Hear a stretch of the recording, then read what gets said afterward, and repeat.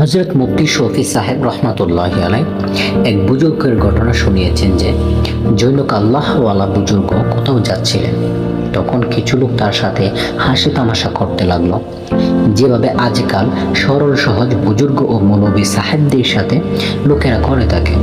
তাদের মধ্যে থেকে একজন বলে উঠল, জনাব, আপনি উত্তম না আমার কুকুর?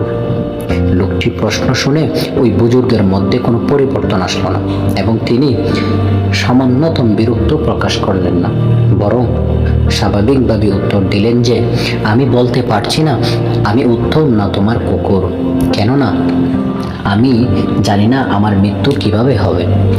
যদি আমার মৃত্যু ঈমান ও নেক আমলের সাথে হয় তাহলে তোমার কুকুর থেকে আমি উত্তম, আর যদি আল্লাহ না করুক আমার মৃত্যু এভাবেই না হয় তাহলে অবশ্যই তোমার কুকুর উত্তম, কারণ তার কোনো শাস্তি হবে না।